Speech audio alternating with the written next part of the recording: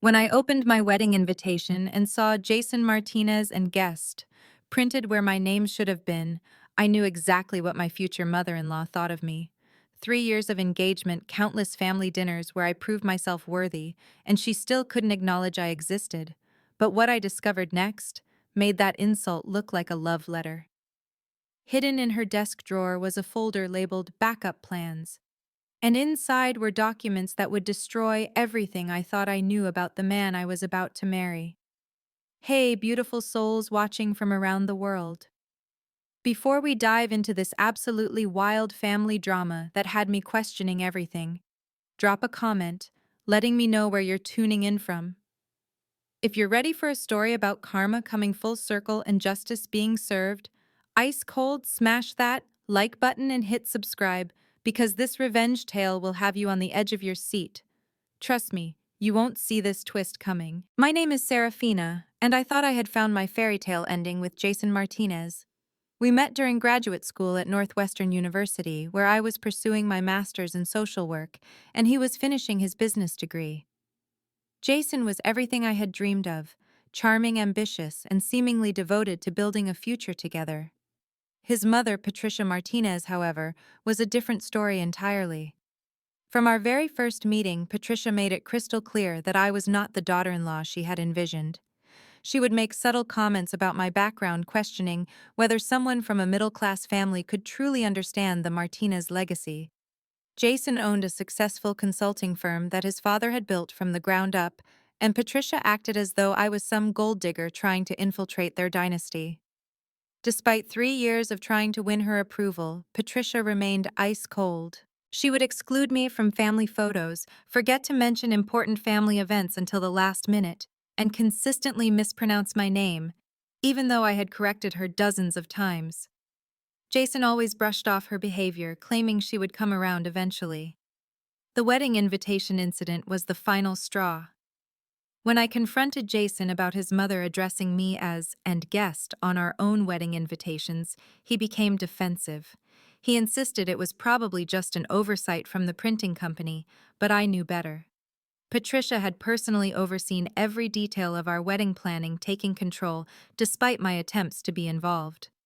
That evening, while Jason was at work and Patricia was at her weekly bridge club, I decided to visit their family home to retrieve some wedding planning documents I had left there. I had a key since I was technically living there until the wedding, though Patricia made sure I felt like an unwelcome guest every single day. As I searched through the dining room where we had been organizing wedding materials, I accidentally knocked over a stack of papers from Patricia's personal desk area. While gathering them up, a manila folder labeled Backup Plans caught my attention. Something about the way it was hidden beneath other documents made me curious. Inside that folder, my world completely shattered. There were detailed financial records showing that Jason had been secretly funneling money from his business into a separate account for over 2 years. But that was not even the worst part. There were copies of legal documents showing that Patricia had been systematically transferring assets from Jason's father's estate into her personal accounts, effectively stealing from her own family. The most devastating discovery was a series of printed emails between Patricia and someone named Elena Vasquez. The correspondence revealed that Elena was Jason's ex-girlfriend from college, and they had been planning to reconnect after Jason's father passed away last year. Patricia had been actively encouraging this relationship behind my back, even going so far as to arrange secret meetings between them. But the true bombshell was in the final email exchange. Patricia had been embezzling funds from the family business to pay for Elena's law school tuition, with the understanding that Elena would marry Jason and help cover up the financial crimes. The plan was to make me look like the unstable, jealous fiancé who could not handle Jason's friendship with Elena, eventually driving me away, so Elena could step in as the perfect replacement. The emails detailed how Patricia had been manipulating family financial records, hiding the embezzlement by creating fake vendor invoices and inflated expense reports. She had stolen over $200,000 from the business accounts, money that should have been shared among Jason's siblings as part of their inheritance from their father's estate. Reading through those documents felt like watching my entire reality crumble in real time. The man I thought I knew, the family I had tried so desperately to join, the future I had planned. Everything was built on lies and deception. Patricia had not just been cold to me out of snobbery, she had been actively working to destroy my relationship while covering up her own criminal activities. I photographed every single document with my phone, my hands shaking as I documented evidence of fraud, embezzlement, and emotional manipulation that stretched back years. The depth of betrayal was overwhelming, not just Jason's involvement in the financial crimes, but his willingness to let his mother torment me while knowing the real reason behind her hostility. The most heartbreaking realization was that Jason had never truly chosen me. He was simply following his mother's timeline, planning to discard me once Elena finished law school and was ready to step into the role of the perfect Martinez daughter-in-law. Every "I love you," every promise about our future, every moment I thought we were building something real together had been carefully orchestrated. Manipulation. As I sat in that dining room surrounded by wedding planning materials for a ceremony that was supposed to represent the beginning of my new life, I felt a cold rage settling into my bones. Patricia Martinez thought she could manipulate and steal her way to the perfect family dynamic, using me as a convenient placeholder while she arranged my replacement. She had severely underestimated who she was dealing with. My background in social work had taught me how to recognize manipulation and abuse, and my years of volunteer work with legal aid organizations had given me connections and knowledge about how to properly document and report financial crimes. Patricia Martinez wanted to play games with people's lives and steal from her own family. I was about to show her exactly what happened when you cornered someone who had nothing left to lose. The wedding invitations sitting on the table suddenly looked different to me. Instead of seeing Jason Martinez and guest as an insult, I now saw it as Patricia's first mistake. She had just handed me the perfect opening move in what was about to become the most satisfying game of chess she had ever played. But I was not going to rush into anything. Patricia had spent years carefully planning her schemes, and I was going to take the time to plan mine even more carefully. Justice was coming for the Martinez family, and it was going to be absolutely beautiful to watch. The next 48 hours were the most crucial of my entire life. I knew I had one chance to expose Patricia's crimes and Jason's complicity before they realized I had discovered their secrets. Moving too quickly would give them time to cover their tracks, or paint me as the unstable fiancé having a breakdown. I needed to be strategic, methodical, and absolutely ruthless.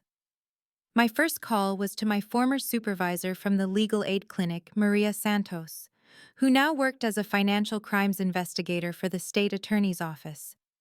Without revealing specific names, I described the evidence I had discovered and asked about the proper procedures for reporting embezzlement and fraud.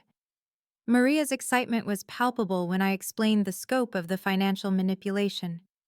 "Serafina, if you have documented proof of systematic embezzlement from a family business, especially involving falsified vendor records and stolen inheritance funds, this could be a major case," Maria explained. "The key is preserving the evidence and establishing a clear timeline of the criminal activity." That evening, I maintained perfect normalcy when Jason came home. I asked about his day, discussed wedding details, and even suggested we invite his mother for dinner the following weekend.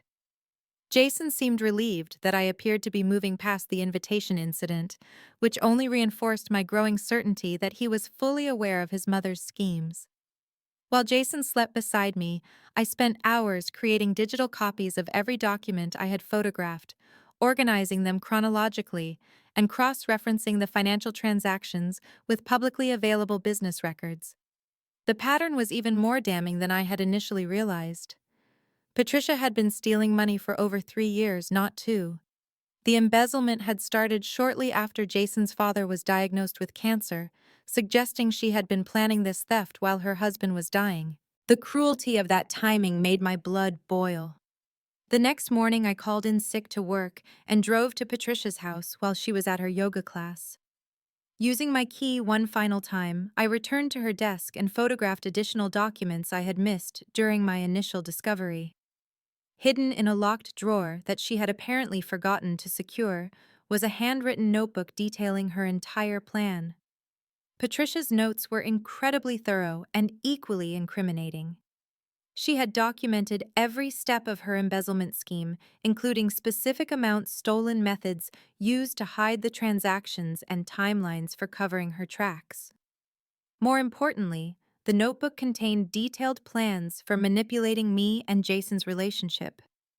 According to Patricia's notes, she had been monitoring my social media and personal communications for months, looking for ways to create conflict between Jason and me. She had even gone so far as to hire a private investigator to research my background, searching for any information she could use to discredit me with the family. The most shocking revelation was that Patricia had been drugging my food during family dinners with mild sedatives, causing me to appear tired or disinterested during important family conversations. She documented this in her notebook as managing Serafina's energy levels, and noted how it made me seem like I was not truly committed to being part of the family. But Patricia's cruelest manipulation involved my own mother's recent death from breast cancer.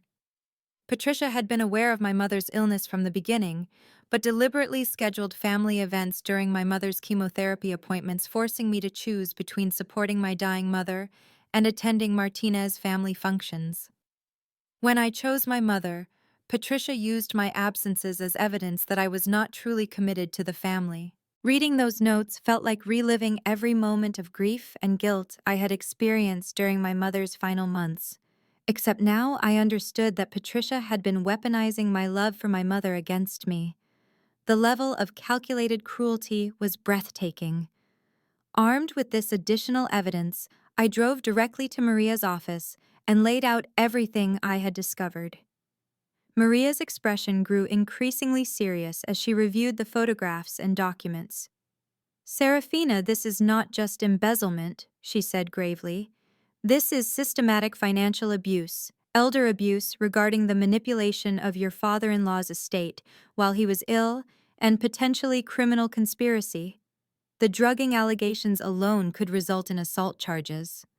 Maria explained that the state attorney's office would need to conduct a formal investigation, which would require me to provide an official statement and potentially testify in court. The process could take months, but the evidence I had gathered was substantial enough to warrant immediate action.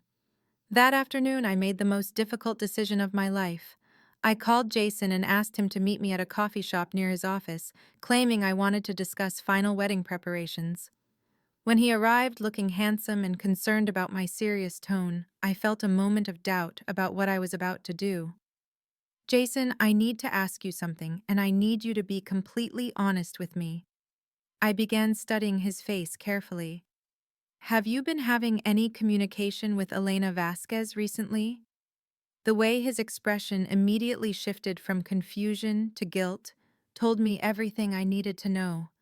Jason's face went pale and he began stammering about how Elena had reached out to congratulate him on the engagement, claiming it was completely innocent. "What about the money that's been transferred from your business accounts over the past 3 years?"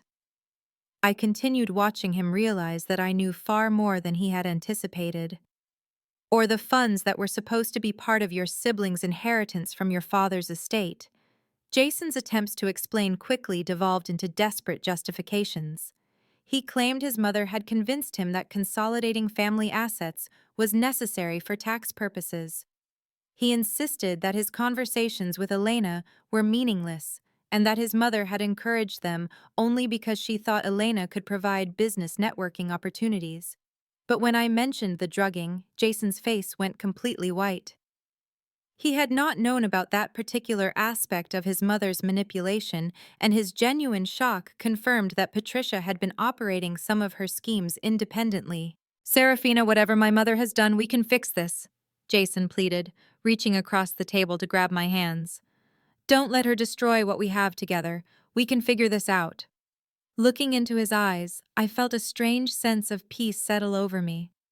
This man had watched his mother torment me for 3 years and had said nothing.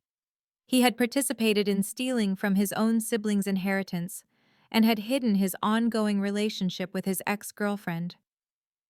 Most importantly, he was still more concerned about protecting himself and his mother than understanding the pain they had caused me. "Jason, there is nothing to fix," I said calmly, standing up from the table. "I've already reported everything to the state attorney's office. They'll be contacting you and your mother for official statements within the next few days." The look of absolute shock and betrayal on his face was almost satisfying enough to make up for 3 years of his mother's abuse. Almost. As I walked away from that coffee shop, I felt lighter than I had in months. The first phase of justice was complete, and Patricia Martinez was about to learn that some people refuse to be manipulated into silence. The aftermath of my revelation to Jason was swift and predictably dramatic. Within hours of our coffee shop confrontation, my phone was buzzing with calls from Patricia Jason's siblings, and even some extended family members. Patricia had immediately gone into damage control mode, spinning a narrative that painted me as a vengeful ex-fiancé, making false accusations to hurt the family. But Patricia had made a critical error in her panic. By reaching out to so many family members with her version of events, she had inadvertently alerted people who had their own suspicions about her behavior over the years. Jason's youngest sister, Isabella, was the first to contact me directly. "Serafina, I know you and I haven't been particularly close, but I need to ask you something," Isabella said when she called that evening. "When you mentioned missing inheritance money to Jason, were you talking about money from Dad's estate that was supposed to be divided among all of us kids?" Isabella's question opened a floodgate of information I had not expected.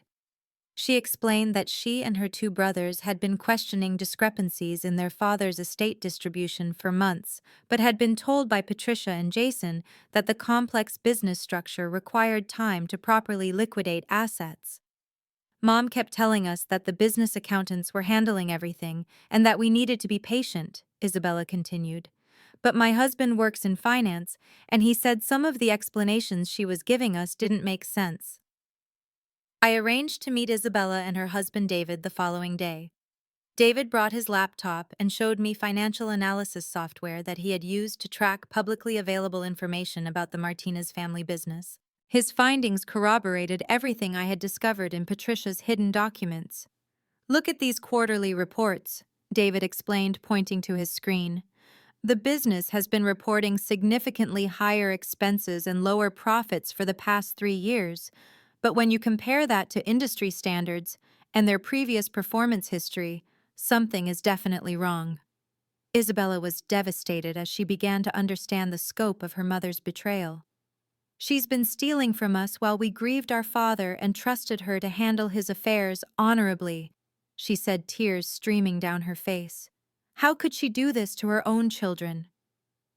David's analysis revealed that Patricia had stolen approximately $50,000 from each of her 3 children's inheritance, using the embezzled funds not only to pay for Elena's law school, but also to finance her own lifestyle improvements. The timing was particularly cruel as she had been stealing money that was rightfully theirs, while simultaneously guilt-tripping them about being patient during their time of grief. Word about my allegations and the financial discrepancies began spreading through the family network. Jason's middle brother Miguel contacted Isabella after hearing rumors about problems with their father's estate. Miguel had been suspicious for different reasons. He had noticed that Patricia seemed to have significantly more disposable income than her widow's pension should have provided. "I kept wondering how Mom could afford her new car and the house renovations," Miguel explained when we met at Isabella's house.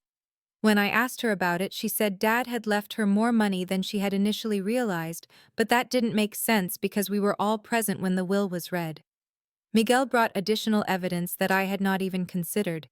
As the family member who had been most involved in their father's medical care during his final illness, Miguel had copies of many financial documents related to medical expenses and insurance claims. When we compared those records to Patricia's documented spending during the same time period, the discrepancies were glaring. She was claiming poverty when it came to Dad's medical bills, asking us kids to contribute money for his treatments, Miguel said angrily. Meanwhile, she was stealing from his estate to pay for her boyfriend's daughter's education. The revelation about Elena being Patricia's boyfriend's daughter was a bombshell none of us had expected. Miguel had discovered this connection while researching Elena's background after hearing about her involvement in the scandal. Patricia had not just been planning to replace me with Jason's ex-girlfriend, she had been planning to replace me with her new boyfriend's daughter, essentially arranging marriages to benefit her own romantic relationship. As we pieced together more information, the web of manipulation became increasingly complex. Patricia's new boyfriend, Elena's father Carlos, owned a construction company that had been receiving inflated contracts from the Martinez family business. The overcharges from those contracts were being funneled back to Patricia through a complicated network of fake vendor payments and expense reimbursements. Isabella, Miguel, and David became my core allies in building a comprehensive case against Patricia and Jason. We spent hours organizing evidence, cross-referencing financial records, and documenting the timeline of Patricia's crimes. David's financial expertise was invaluable in creating clear, understandable presentations of the complex fraud scheme. The emotional support from Jason's siblings was equally important. For years, I had believed that I was the only one who saw through Patricia's manipulative behavior. Discovering that Isabella and Miguel had their own experiences with their mother's controlling and dishonest tendencies validated my instincts and strengthened my resolve to see this through to the end. Isabella shared stories about how Patricia had manipulated her own relationship choices, discouraging her from dating men who were not wealthy enough or did not meet Patricia's social status requirements. Miguel revealed that Patricia had been interfering in his business decisions using emotional manipulation and guilt to pressure him into making choices that benefited her financially. "Mom has been treating us like chess pieces our entire lives," Isabella said during one of our strategy sessions. "She moves us around to benefit herself, and if we don't cooperate, she makes us feel guilty for being ungrateful children." The siblings' willingness to stand up to their mother despite the family turmoil it would cause demonstrated incredible courage.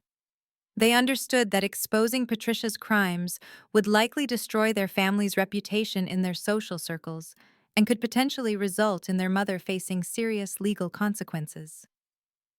But perhaps the most significant alliance I formed during this period was with Maria Santos, who had officially been assigned as the lead investigator on Patricia's case. Maria's experience with financial crimes and family fraud cases provided crucial guidance on how to present our evidence effectively. "The strength of your case lies not just in the financial evidence, but in the pattern of emotional and psychological manipulation," Maria explained during one of our meetings. "Patricia's behavior demonstrates a systematic approach to controlling and exploiting family relationships for personal gain."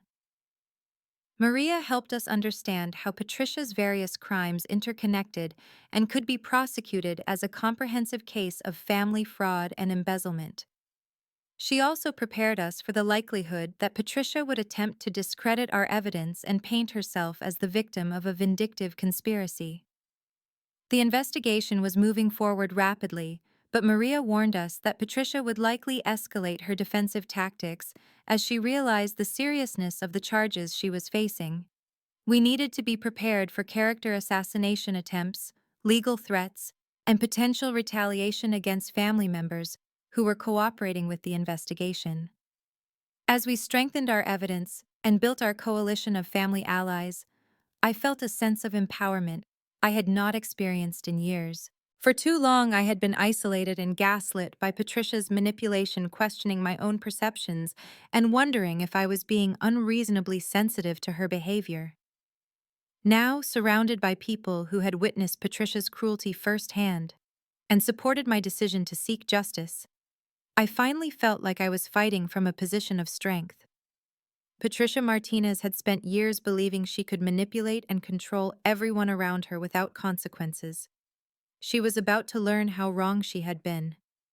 But just as I was beginning to feel confident about our chances for success, the situation took an unexpected turn that would test everything I thought I knew about loyalty, family, and the price of seeking justice. The comfortable feeling of having strong allies was about to be shattered in the most painful way possible. Just as our case against Patricia was gaining unstoppable momentum, the unthinkable happened. David Isabella's husband, who had been instrumental in analyzing the financial evidence, suddenly withdrew his support and deleted all the analysis files he had created for our investigation. The betrayal came without warning on a Tuesday morning when Isabella called me in tears. Serafina, I don't know how to tell you this, but David said he can't be involved in the investigation anymore. He destroyed all his financial analysis and said we need to drop the entire case. My heart sank as Isabella explained what had happened.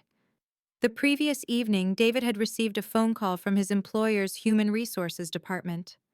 Someone had contacted his company claiming that David was using proprietary software and work resources to interfere in a private family dispute, potentially violating his employment contract and professional ethics guidelines.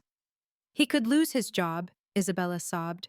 His boss said the company can't risk being associated with any kind of family fraud investigation, especially if it involves misuse of their financial analysis tools. The timing was too perfect to be coincidental. Patricia had clearly discovered that David was helping build the case against her and had found a way to neutralize his involvement by threatening his livelihood. But the betrayal cut even deeper when Isabella revealed the rest of the conversation. David also said that maybe we should consider the possibility that Mom made some mistakes, but doesn't deserve to have her life destroyed over family money disputes. Isabella continued. He thinks we might be taking this too far, and that we should try to resolve everything privately, within the family. The shift in David's position was so dramatic that I immediately suspected Patricia had gotten to him in ways beyond just threatening his job. When I pressed Isabella for more details, the full scope of Patricia's manipulation became clear. Patricia had approached David directly, armed with information about his own family's financial struggles. David's younger brother had been arrested for drug possession 6 months earlier, and the family had been quietly dealing with legal fees and rehabilitation costs. Somehow Patricia had discovered this information and used it as leverage. She told David that if this investigation continues, she'll make sure everyone in their social and professional circles knows about his brother's addiction problems, Isabella explained. She said she has connections that could make things very difficult for his brother's recovery process. The cruelty of using someone's family addiction struggles as blackmail material was breathtaking even by Patricia's standards. But the betrayal became even more personal when Isabella revealed that David had given Patricia copies of all our evidence organization and strategy documents.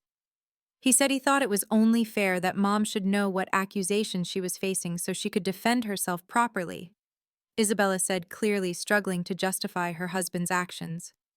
But Serafina, this means she knows everything we've gathered and every approach we plan to take. The loss of David's financial expertise was devastating enough, but losing the element of surprise was potentially catastrophic. Patricia now knew exactly which documents we had discovered, which family members were cooperating with the investigation, and how we intended to present our case to the authorities. Within hours of David's betrayal, the consequences began manifesting. Miguel called to tell me that he had received a visit from Patricia's attorney, who presented him with a letter threatening legal action for defamation and harassment if he continued cooperating with what they termed a malicious investigation based on false allegations. The lawyer said that Mom has evidence proving that you've been mentally unstable since your mother's death, and that you're projecting your grief onto our family, Miguel explained. He claimed you've been manipulating Isabella and me into believing lies about Mom's financial management. Patricia's counterattack was sophisticated and personal. She had clearly spent time developing a comprehensive strategy to discredit my character and motivations. The lawyer had presented Miguel with copies of my social media posts from the period surrounding my mother's illness, highlighting moments when I had expressed feelings of anger, sadness, and frustration. They're trying to paint a picture of you as someone who's been unstable for months and is looking for someone to blame for your personal problems, Miguel continued. The lawyer said they have witness statements from family members about concerning behavior they've observed. The witness statements were particularly painful because they included observations from family events where Patricia had been drugging my food. Comments about me seeming tired, distracted, or disengaged during family gatherings were now being presented as evidence of mental instability rather than evidence of Patricia's criminal behavior. Isabella was wavering under the pressure. Her husband was facing professional consequences. Her mother was threatening legal action, and she was being forced to choose between supporting me and protecting her own family's stability. I still believe what we discovered about Mom's financial crimes. Isabella told me during what would be our final strategy meeting. But David thinks we should pursue this through family mediation rather than criminal prosecution. Maybe if we can get Mom to return the money and stop the manipulation, we can avoid destroying the entire family. The suggestion of family mediation was exactly what Patricia wanted. It would allow her to control the narrative, minimize the consequences of her actions, and avoid any criminal prosecution for her embezzlement and fraud. More importantly, it would give her the opportunity to continue manipulating family dynamics while appearing to cooperate with a resolution. I realized that I was facing a choice between accepting a compromise that would let Patricia escape real consequences or continuing the fight alone without the family allies who had been essential to building a strong case. The investigation was still moving forward through Maria's office, but losing the cooperation of Jason's siblings significantly weakened our ability to prove the full scope of Patricia's manipulation. The emotional toll of David's betrayal was almost as devastating as discovering Patricia's original crimes. I had trusted him with sensitive information and had believed that his commitment to justice was genuine. Learning that he could be manipulated into abandoning our cause and potentially sabotaging our efforts was a harsh reminder that Patricia's reach and influence extended far beyond what I had realized. That night, as I sat alone in my apartment reviewing the evidence I still possessed, I felt the weight of fighting this battle without allies. Patricia had successfully isolated me again, just as she had done throughout my relationship with Jason. The difference was that now I understood her tactics and refused to be intimidated into silence. Miguel and Isabella's withdrawal from active cooperation was disappointing but not entirely unexpected. They had their own families and careers to protect, and Patricia had expertly identified their vulnerabilities and exploited them. I could not blame them for choosing to prioritize their immediate security over seeking justice for crimes that had been committed against all of us. But their decision meant that I would need to find new allies and new evidence if I wanted to ensure that Patricia faced appropriate consequences for her actions. The case was far from over, but the path forward had become significantly more challenging and lonely. As I prepared for the next phase of this battle, I reminded myself why I had started this fight in the first place. It was not just about the money Patricia had stolen or the lies she had told. It was about refusing to let someone destroy lives through manipulation and abuse without facing consequences. Patricia Martinez thought she had won by isolating me from my allies. She was about to discover that some battles are worth fighting alone. The morning after Isabella and Miguel's withdrawal from our case, I woke up feeling more determined than ever. Patricia's success in manipulating my allies had revealed the true scope of her influence, but it had also shown me something crucial: she was desperate enough to risk exposing her own methods of control and intimidation. Maria Santos called me early that day with news that would change everything. "Serafina, we've had a breakthrough in the investigation that I think you need to hear about immediately. Can you come to my office this afternoon?" When I arrived at Maria's office, I found her sitting with a woman I didn't recognize, an elegant lady in her 60s, with silver hair and sharp, intelligent eyes. Maria introduced her as Helen Rodriguez, a former business partner of Jason's deceased father.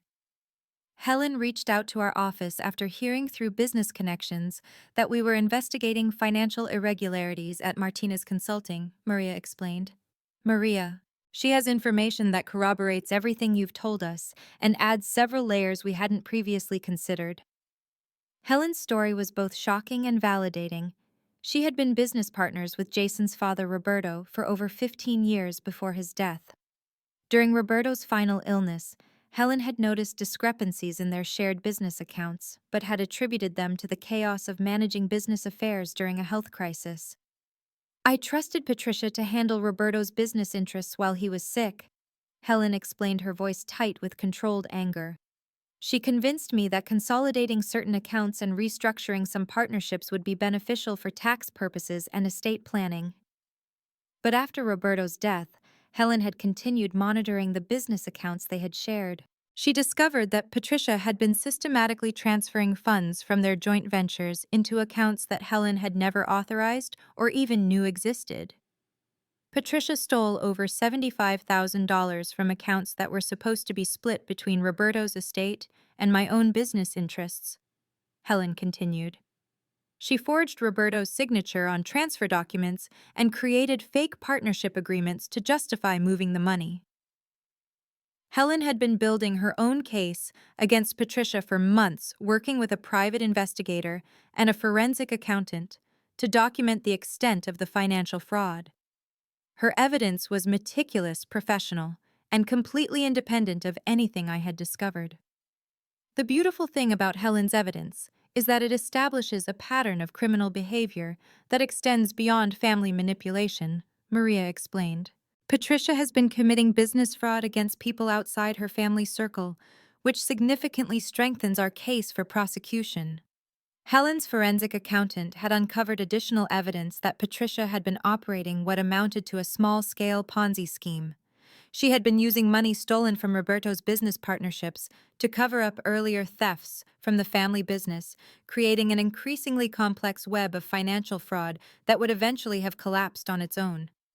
The most damning evidence is that Patricia continued stealing from business accounts for months after Roberto's death, Helen's investigator explained. She was forging a dead man's signature and using his business relationships to cover her crimes. That shows premeditation and a complete lack of remorse. But Helen brought more than just financial evidence to our case. As someone who had known the Martinez family for decades, she had witnessed Patricia's manipulative behavior firsthand and could testify about patterns of emotional abuse and family control that predated my relationship with Jason. I watched Patricia systematically isolate Roberto from his business partners and old friends during the last years of his life, Helen told me. She convinced him that people were trying to take advantage of his illness and that he should only trust family members to handle important decisions. Helen's testimony would be crucial in establishing that Patricia's manipulation of family relationships was not a recent development triggered by my presence in Jason's life, but rather a long-standing pattern of controlling behavior that had been escalating for years. The evidence Helen provided also connected Patricia's crimes to a broader network of financial fraud. The private investigator had discovered that Carlos, Patricia's boyfriend, and Elena's father was involved in similar schemes with other families in their social circle. Carlos and Patricia appear to be running a coordinated operation, the investigator explained. They target recently widowed individuals with significant assets, use romantic relationships to gain financial access, and then systematically steal money while arranging marriages between their children to legitimize their presence in these families. The revelation that I had been targeted as part of a broader criminal scheme was both horrifying and strangely comforting. My instincts about Patricia's behavior had been completely accurate. She was not just a difficult mother-in-law, but rather a calculating criminal who had been manipulating my relationship with Jason as part of a complex fraud operation. Helen's willingness to testify and share her evidence transformed our case from a family dispute into a serious criminal prosecution. More importantly, Helen was not vulnerable to Patricia's intimidation tactics in the way that Jason's siblings had been. I'm a 68-year-old woman with no children for Patricia to threaten and a business reputation built over 4 decades, Helen told me with a steely smile. She picked the wrong person to steal from, and I have the resources to fight this battle for as long as it takes. Helen had already hired her own attorney and was pursuing civil litigation against Patricia independently of the criminal investigation. Her lawyer had been coordinating with Maria's office to ensure that their civil case supported rather than interfered with the criminal prosecution. The combination of Helen's evidence and my original discoveries created an ironclad case against Patricia. We now had documentation of financial fraud spanning multiple years, affecting multiple victims, and involving sophisticated methods of concealment and manipulation. Patricia's biggest mistake was getting greedy, Maria explained. If she had limited her stealing to family money, she might have been able to cover it up indefinitely. But by expanding her crimes to include business fraud against people like Helen, she created evidence trails that professional investigators could follow. The psychological profile that was emerging from our combined evidence painted Patricia as a sociopathic manipulator who had been using family relationships to cover criminal behavior for years. The drugging, the emotional manipulation, the financial theft, and the romantic scheming were all part of a comprehensive strategy to maintain control and access to other people's money. Working with Helen felt like finally having a true ally who understood both the personal and criminal dimensions of what Patricia had done. Helen had the resources, experience, and determination to see this fight through to the end, regardless of how Patricia tried to retaliate. That woman destroyed my business relationship with one of my oldest friends and stole money that Roberto intended to support his children's futures, Helen told me. She's not going to manipulate her way out of facing consequences for what she's done. As we finalized our strategy for presenting the combined evidence to prosecutors, I felt a sense of confidence I hadn't experienced since discovering Patricia's crimes.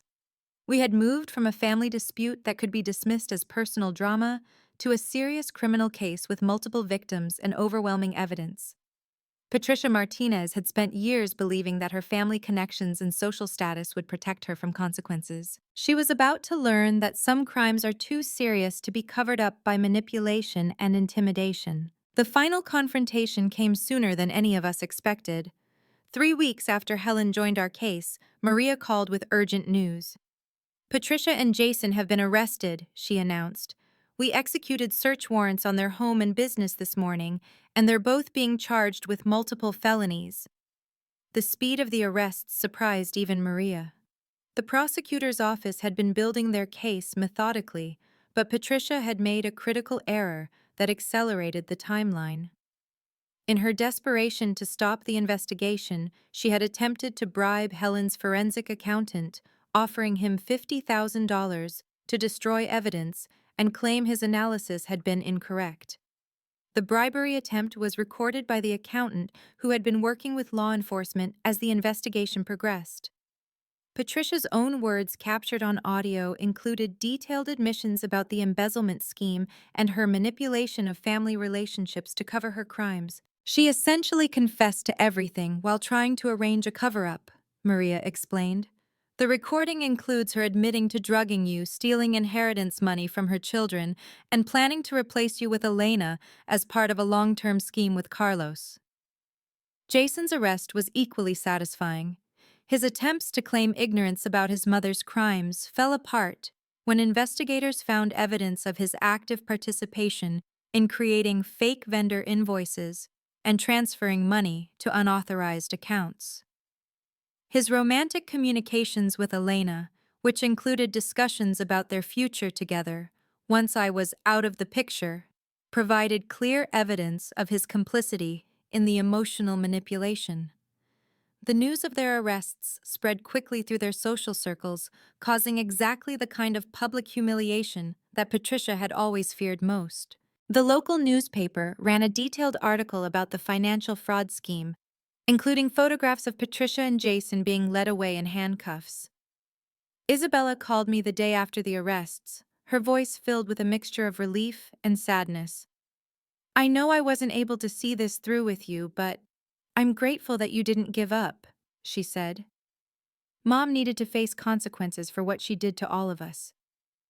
Miguel reached out as well, apologizing for withdrawing his support and thanking me for having the courage to pursue justice, even when the family pressure became overwhelming.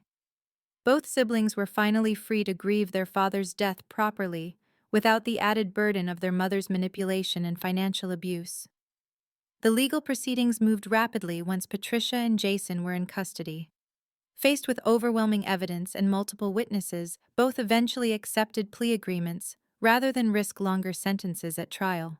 Patricia pleaded guilty to embezzlement fraud, elder abuse, and assault charges related to the drugging. Jason pleaded guilty to conspiracy and fraud charges. Patricia was sentenced to 6 years in state prison with requirements to pay full restitution to all victims. Jason received 3 years in prison plus 5 years of probation with strict financial monitoring requirements. Both were ordered to undergo psychological evaluation and treatment as part of their sentences. The civil lawsuits proceeded parallel to the criminal cases. Helen recovered all of her stolen money plus punitive damages. The Martinez siblings were able to recover their inheritance funds and received additional compensation for the emotional distress caused by their mother's manipulation. As for Elena and Carlos, their own criminal schemes unraveled once investigators began examining their activities. Carlos was arrested for construction fraud related to his inflated contracts, and Elena was charged as an accessory for her knowing participation in the romantic manipulation scheme. The most unexpected development came when David Isabella's husband reached out to apologize for his betrayal. I realized after the arrests that I had been manipulated just like everyone else Patricia targeted, he explained. She found my weaknesses and exploited them, and I'm sorry I let that compromise what was right. David's apology led to an important conversation about how Patricia's manipulation had affected everyone who came into contact with her. His experience helped me understand that her ability to identify and exploit people's vulnerabilities was not a reflection of their character flaws, but rather evidence of her sophisticated and practiced manipulation techniques. The healing process took time, but it was made easier by the supportive community that emerged from the aftermath of Patricia's crimes. Helen became an unexpected mentor and friend, sharing her experiences as a successful businesswoman who had survived her own challenges with family manipulation and betrayal. The most important thing I learned from dealing with Patricia is that refusing to be manipulated is not the same as being unforgiving. Helen told me during one of our regular coffee meetings, "You can protect yourself from toxic people while still maintaining your own values and integrity." Isabella and Miguel gradually rebuilt their relationship with me, and we formed a new kind of family bond based on mutual support and shared healing rather than obligation and manipulation. Their children, who had been caught in the middle of Patricia's schemes, benefited from having authentic relationships with family members who prioritized honesty and emotional health. The experience of fighting for justice had taught me valuable lessons about my own strength and resilience. I had discovered that I could survive betrayal, isolation, and intimidation while maintaining my commitment to doing what was right. More importantly, I had learned to trust my instincts about manipulation and abuse, even when others tried to convince me that my perceptions were incorrect. 6 months after Patricia's sentencing, I received an unexpected letter from her in prison.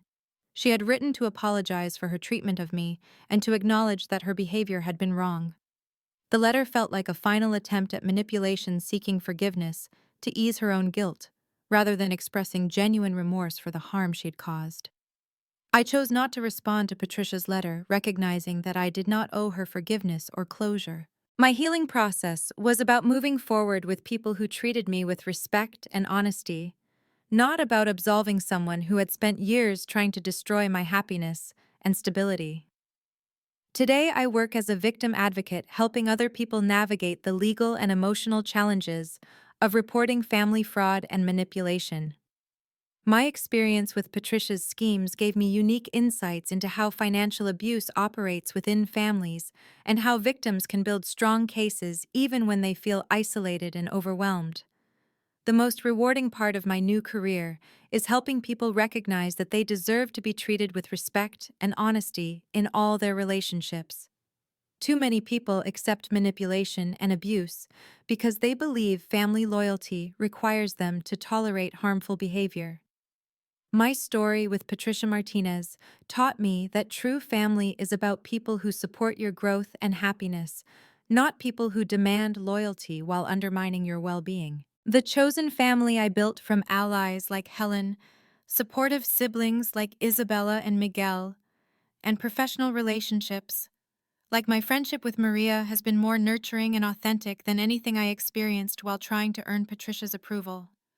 Have you ever found yourself questioning your own instincts about someone's behavior because family members or friends insisted you were being too sensitive? Sometimes the people closest to us can be the ones causing the most damage, and recognizing that takes incredible courage.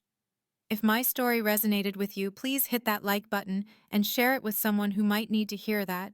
Trusting their instincts about manipulation is always the right choice. Subscribe for more stories about justice prevailing over family drama, and remember that choosing your own peace and safety is never selfish. Thank you for listening to my journey from manipulation to justice, and I hope it reminds you that you deserve relationships built on respect, honesty, and genuine love. Sometimes the greatest gift we can give ourselves is refusing to accept treatment that diminishes our worth, even when that treatment comes from people who claim to love us.